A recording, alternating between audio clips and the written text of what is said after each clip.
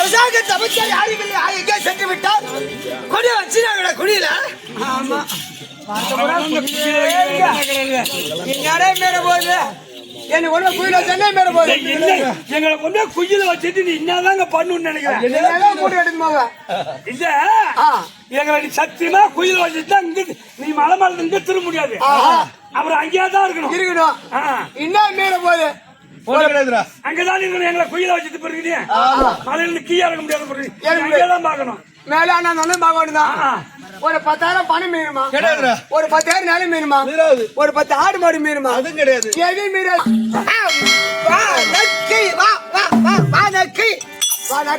வணக்கம் வணக்கம். ரெடியாக்கிறோம் பின்னாடி நகரத்துக்கு. நான் என்ன பின்னாடி நிக்கிறேன். ஐயா நீ பின்னாடி நான் கூட அவசியம் எடுப்பேன். என்ன கொண்டு வச்சுட்டா நீ அங்கிருந்து இறங்க முடியாது. அது உண்மையான கருத்து அதானே. பூவோடு நாரும் சேர்ந்தால் தானே நாருக்கு பெருமை. பூ மட்டும் தனியா மாலை அம்மன் கழுத்தை விடுமா? கட்ட முடியாது. அந்த நாரால தானே பூக்கு அந்த நாரால தானே பூவை கட்டி அம்மனுக்கு மாலையா சாத்துறாங்க. அதனால்தான் பூவோடு நாருக்கு பெருமை எல்லாம். நீங்களா நான் மட்டும் வந்து என்ன செய்ய போறேன்? குயில் வைக்கிறேன். சரி இதுக்கு மேல அது மாதிரி சொல்ல மாட்டேன். அந்த தேடி வந்து அந்த தேடி அப்படின்னு சொன்னா நல்ல வார்த்தை வரத கண்ட்ரோல் பண்ணுங்க. நீங்க நல்ல வார்த்தை பேச மாட்டீங்களா? இப்ப கொண்டு போய் இன்னைக்கு இதுக்கு மேல குடியில் வைக்கணும்னு சொல்ல மாட்டேன். நோண்டி கொண்டு நொனாமரத்து அடியில் வைக்கான்னு சொல்லு. சரி வை. சரி போகட்டும். ஆடு நேரம் கடந்து கொண்டு போகிறது இல்லவா? சொல்லி நாங்க நொனாமரத்துக்கு போறதா? ஒரு மனிதனுடைய சொல்லு உங்களை எதோட பார்க்கணுமோ அதோட பார்த்துட்டு தான் போகணும் நானுங்கிறேன். அது சரி. அதனால்தான் ரவி நமக்கு தாய் திருநாடு அப்படின்னு வரக்கூடிய இந்த வீரட்டாக்கரம் நகரத்தில் எதற்காக நாடகம் வச்சிருக்காங்க? மாரியம்மனுக்கு கூழாத்து. அது சரி அம்மனுக்காக. அதனால்தான் ரவி ஆளிலே பூவுக்காய எளிதர படுகுண்டானால் அது சாலவே பஞ்சையெல்லாம் தன்கூடி என்றே வாழும். பஞ்சையெல்லாம் தன்கூடி என்றே வாழும். வாலிபர் வந்து தேடி வந்திருப்பார் கோடான கோடி. வாலிபர் வந்து தேடி வந்திருப்பார் கோடான கோடி. ஆளிலை ஆளி விட்டால் அங்கு வந்து இருப்பார் உண்டோ? இது எனக்கு புரியுது. இதுக்கு மேல ஏன் உட்காந்துருந்தா மணி 8 மணிக்கு ஆனா கூட ஆட்டம் பார்ப்பாங்க. இவங்க படுத்துக்கிட்டே இருக்குதான் நல்லது. ஆமா கூச்சல் அடக்க முடியும். அதான் ரைட்டா? ஆமா. அதனால்தான் இப்போ நான் சொன்னேனே இந்த செய்யுளை யார் எழுதுனாங்க தெரியுமா? யாரு? விவேகன் சிந்தாமணி அண்ணன் தம்பி 2 பேர். ஆமா ரவி சிந்தாமணி ஒருத்தன் இவங்க தான் எழுதியிருக்காங்க அந்த செய்யுளை. ஆளிலை பூவங்காயும் எனிதரு பணம் உண்டானால் அது சாலவே பட்சி எல்லாம் தன்கூடி என்று வாலிபர் வந்து தேடி வந்திருப்பார் கோடான ஆளிலை ஆளி விட்டால் அங்கு வந்திருப்பார். இதனுடைய விளக்கம் என்னன்னு கேட்டா நமக்கு தாய் திருநாளா விளங்கி வரக்கூடிய இந்த வீரட்டாக்கர நன்னகரத்தில் சபை அமர்ந்திருக்காது. இது ஒரு ஆலமரம் போல். இந்த சபை போறது ஆலமரம் போல் தோணுது. அப்போ ஆலமரத்தில் பணம் எடுத்தால் என்னென்ன பஞ்சு சாப்பிடும்? பறக்குடி பச்சை அனுப்பி வரும். காக்கா குருவி மைனா கொக்கு யாரு கொக்கி வாய்க்காட்டுக்கு போகிற கைதை அதை எடுத்து அதை எடுத்து அதே தான் அம்மாட்டுக்கு கெட்டு வாடு கேட்டா கேட்டா அடிச்சா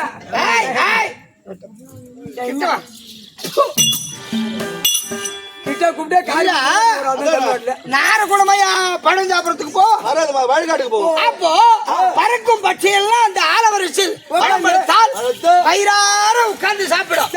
அதே ஒரு 8 மரத்தில் பணம் படுத்தால் சிட்டுக்குடி போகுமா? ஏது 8 படுத்தாலே உங்களுக்கு கரணம் பாரு வாரி வாரி குடுக்குறாங்க. அப்போ இந்த சபையை பார்த்தால் ஆலமரம் போல் இருக்கிற சபை. நம்ம 16 பேர் 19 பேரும் ஒன்றே வந்த பட்சிகள். இந்த இரவெல்லாம் ஒண்டி புசித்து விட்டு விடிந்தா பறந்து போயிடும் திருவண்ணாமலை பக்கம். அதனால்தான் ஆலவரி சும்மா இருக்கின்ற சபையில் யார் அமர்ந்திருக்காங்க?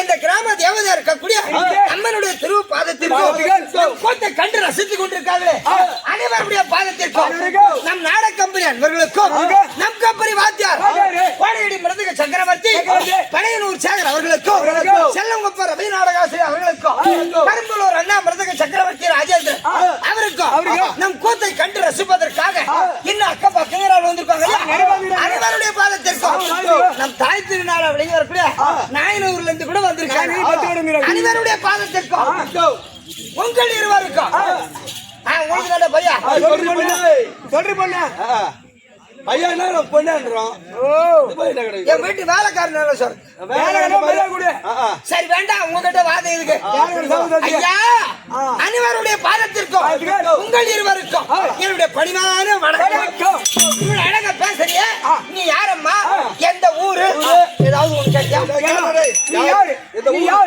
எந்த ஊரு பேரு விளக்கம் இதோ ஊரு நான் சொல்லி நாயாதாரானே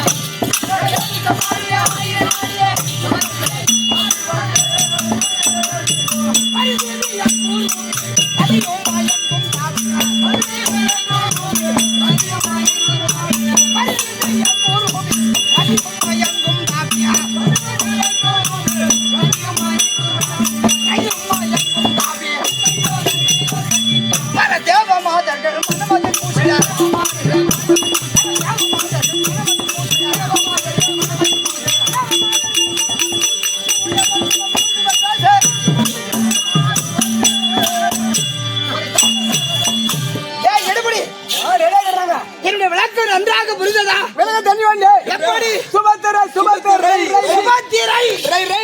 பசு தேவருக்கும் தேவகி ரோகிணி அம்மனுக்கும் மாண்டவர் போக மீண்டவர்கள் 4 பேர். அது எப்படி மாண்டவர்கள்? என்னுடைய தாய் மாமனா இருக்கக்கூடிய யார் கம்சனுடைய ஆட்சிக்கு உள்பட்டு மாண்டவர் போக மீண்டவர்கள் 4 பேர். அது யார்? பெரியண்ணா பலநாம சக்கரவர்த்தி ஒன்று, நடண்ணா கோபாலக்கண்ணன் 2, சாத்திகண்ணா 3, என்னோடு 4 பேர். நான் 3 பேருக்கு நான் ஒரே ஒரு அப்படி இருந்தாலும் ஆனால் அவர்களுக்கு அவருக்கும் தேவகி ரோகிணி அம்மனுக்கும் நாங்கள் பிள்ளையா பிறந்திருந்தால் நான் யாரை திருக்கல்யாணம் செய்திருக்க தெரியுமாடா?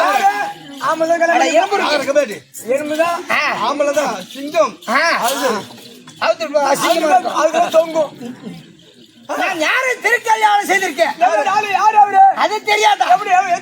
இந்த உலகத்திலே பேரு புகழம் படைத்தவர், தலத்தில் புகழ் படைத்த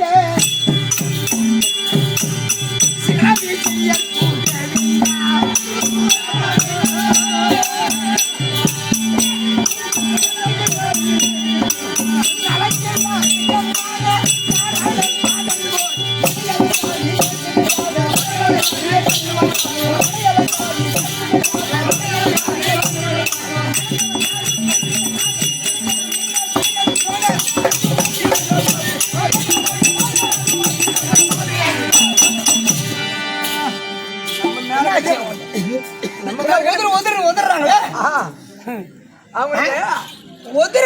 உதறாங்களா? ஆமா என்னுடைய விளக்கம் நன்றாக புரிந்ததா? சுபத்திரியா இருந்தாலும் ஐவராஜாக்களின் நடுவில் பிறந்தோம். ஆனால் அணுகு மன்னர் அர்ஜுன பெருமானை திருக்கல்யாணம் செய்து அவரை கல்யாணம் பண்ணு செய்வதற்காக 9 வருஷம் காத்திருந்தேன் தம்பி. 9 வருஷமா இருந்தா இந்த கரும்பு அந்த கம்பெனி ஓடிக்கிறான் பாரு. எங்க மாமாடா என் ஒரே மகன் ஆனால் ஒன்று ரவி ஐவராஜக்கள் துரியோதனன் செய்த கொடுமையினால் எங்க அக்கா இருக்காங்க திரௌபதி அக்கா சூது பகடை ஆடி அக்கா திரௌபதி அக்காவை 60ஆம் படை ஜெயகுந்தி மடையில் நிறுத்தி வஸ்திராபரணம் செய்தார். அதற்கு பிறகு மாடி விட்டு கீழே எங்க அக்கா திரௌபதி அக்கா மறுசூது ஆடி ஐவராஜா கடத்த அனுமத்தனம் தெரிந்து மீட்டது. இப்ப 12 ஆண்டு வனவாசம் ஒரு அண்டைக்காத வாசம் கிடைத்து வந்தால் உங்களுக்கு சேர வேண்டிய பாகத்தை தருவேன் என்று கரா நியமித்தார்.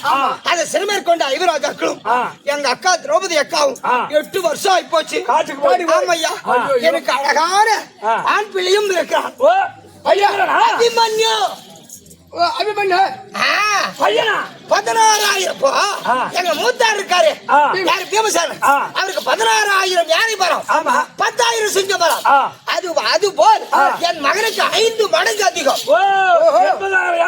50,000 சிங்க பலம். அப்ப பையன் வீரவாள் அபிமன்யு பையன் என் மகனும் நானும் ஆனக்குந்தி பட்டணத்துல தனியா தான் இருக்கும். பையன் இருக்கிறானா சிங்கக்குட்டி மாதிரி இருக்கான். சாவலா அதே வார்த்தை வருமா? சாவலா சாவலா இல்ல பையன் ஒரே பையன் நான் முன்னேரத்துல பார்த்தேன் ஒருத்த பொண்ணுக்காக போறான்.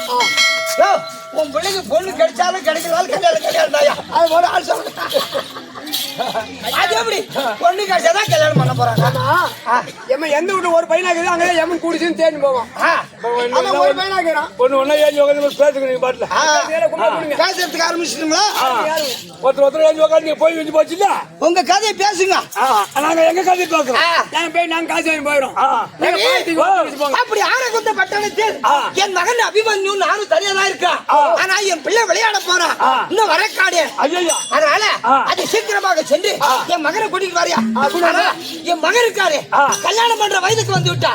கல்யாணம் பண்ற வயசு ஒன்னும் சொந்தத்திலே இருக்கு. எங்க வேற எங்க போய் கேட்க வேண்டிய அவசியம் கிடையாது. என் அண்ணன் பொண்ணு இருக்கிறான். யாரு? பச்சலா என்று சொல்லக்கூடிய சுந்தரி. சுந்தரி கேட்டியா? இன்னும் போகல.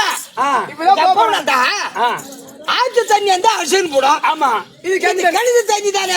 ஒன்ன விட்டு போட்டு தானே எப்ப நாளும் பொண்ணுக்கலாம் இல்லையா? அது போல எங்க அண்ணன் வீட்டு பொண்ணு எனக்கு இல்லைன்னு நான் சொல்ற போறேன். நான் எப்ப ஒன்னாலும் போய் கேட்கலாம், எப்ப ஒன்னாலும் கட்டிட்டு போமா அப்படின்னு சொல்ல போறேன். உங்களுக்கு ஏதாவது விஷயம் தெரியுமா? ஒண்ணும் தெரியாது. அது சரி. அது வாங்கி வச்சுதான் கல்யாணம். அபிமன்யு